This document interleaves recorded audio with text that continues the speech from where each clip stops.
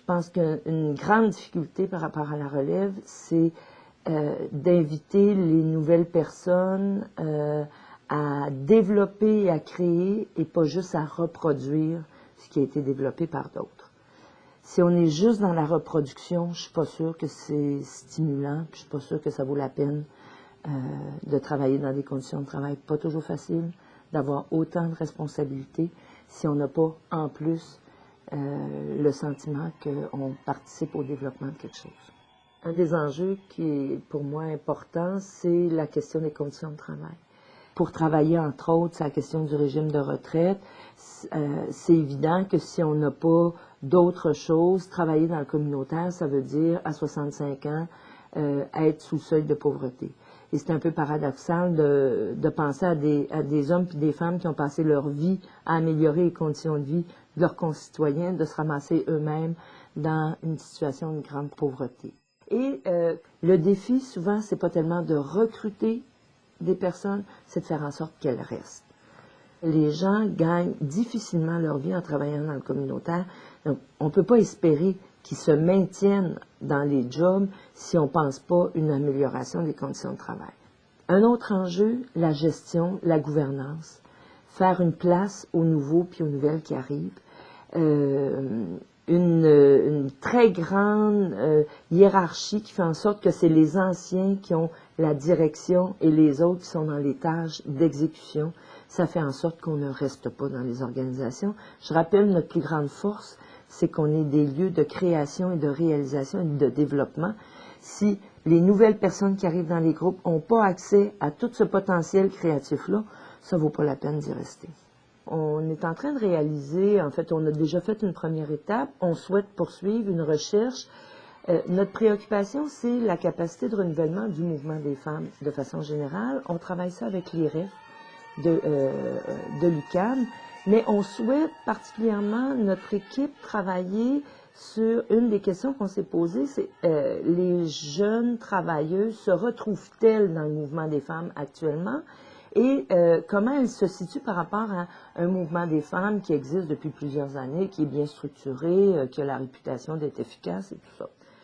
Ce qui ressort de cette démarche-là, c'est principalement le paradoxe. En travaillant le matériel, on a ressorti du oui, mais. On est à l'intérieur, mais on ne se sent pas tout à fait à l'intérieur. On fait partie de la gang, mais on a toujours l'impression d'être au pourtour du noyau dur. Donc, je dirais que c'est le paradoxe. Elles ont un rapport contradictoire avec les groupes. Par exemple, elles soulignent que dans les groupes de femmes, on valorise, on s'est battu pour les congés de maternité, la conciliation travail-famille et tout ça, mais qu'au moment où on vient pour l'appliquer concrètement, on n'est peut-être pas heureuse que la fille tombe enceinte parce qu'on a notre plan de travail qui est déjà plein. Donc, il y a cet écart entre les revendications pour l'ensemble des femmes qui sont à certains moments plus difficiles à opérationnaliser concrètement dans un groupe de femmes. Elles ont souligné que c'était des lieux, les groupes de femmes sont des lieux exceptionnels pour explorer leur potentiel, se développer. Mais en même temps, elle dénonce que c'est lié directement avec la surcharge, trop grande responsabilité et l'impression qu'à certains moments, elle risque de plafonner. Un des grands éléments, c'est le plafonnement.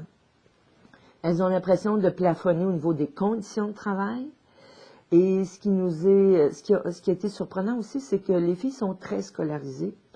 Et c'est une tendance qu'on retrouve dans l'ensemble des groupes communautaires. Il y a une plus grande scolarisation qu'il y a 30 ans, par exemple. Donc, le monde a aussi des volontés de gagner leur vie correctement. Elle souligne aussi l'importance du lien avec les plus expérimentés, je dirais, qui les soutiennent. Elles apprécient beaucoup le mentorat, l'accompagnement qu'elles ont, mais elles déplorent qu'on arrive difficilement à se défaire d'un mentor. Ils ont l'impression qu'on les maintient longtemps dans la position d'apprenti et qu'on ne leur permet pas de prendre leur place à part entière. Elles ont aussi, et ça c'est peut-être plus troublant, l'impression que les groupes de femmes sont des lieux tout à fait intéressants pour prendre la parole, pour dire les réunions d'équipe, une organisation du travail qui permet de dire, mais elles déplorent que c'est pas parce qu'on dit qu'on est écouté.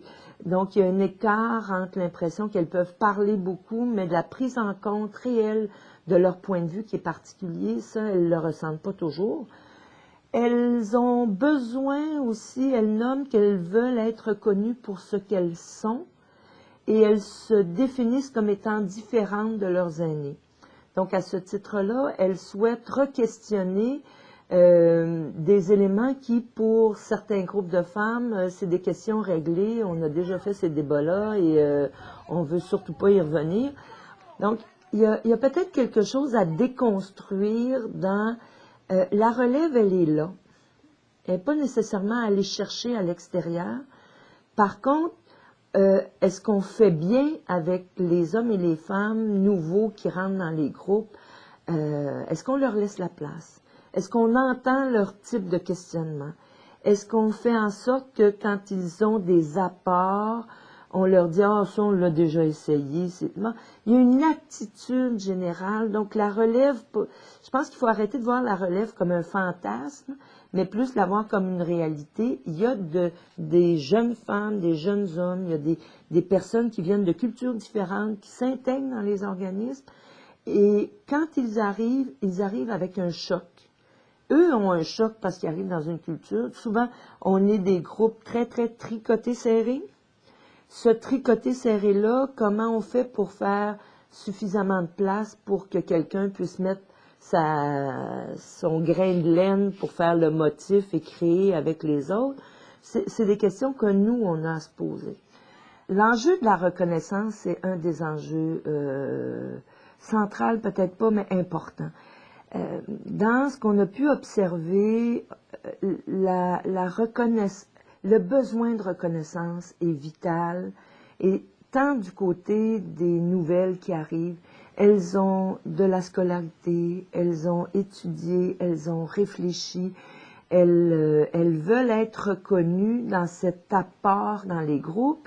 En même temps, les femmes et les hommes qui sont là depuis longtemps ont 20 ans, 30 ans d'expérience, ils ont un savoir expérientiel riche, fort, qui a été déterminant dans le développement des groupes. Il me semble qu'il faut à la fois travailler à reconnaître la part et de l'un et de l'autre, et du savoir plus théorique et du savoir expérientiel, et pas les mettre en opposition. Et à certains moments, dans des groupes, il y a des dynamiques où on sent les gens s'affronter sur cette base-là, et c'est triste, parce que on a à la fois besoin de l'expérience et de la connaissance. Donc, on ne devrait pas de la connaissance plus théorique. On ne devrait pas mettre ça en opposition. Au contraire, on a à s'enrichir des deux dimensions. Pour ça, il faut que les plus anciens acceptent de bouger de leur position. C'est-à-dire que tout n'a pas été fait et il y a encore plein de choses à faire. Peut-être qu'il y en a certaines qui sont un peu blasés et qui sont assez confortables dans la reproduction de ce qu'ils font. Il faut peut-être questionner ça. Et dans les nouveaux et les nouvelles, il faut peut-être aussi essayer de comprendre d'où ça vient la création des groupes, comment ils se sont construits, pour là être en mesure de mieux faire leur rapport, apporter leur contribution au développement des groupes. Ça se fait des deux côtés. Je pense que l'enjeu, la perspective principale, c'est la rencontre. Est-ce qu'on va être capable de retravailler ensemble pour reconstruire l'action communautaire de demain?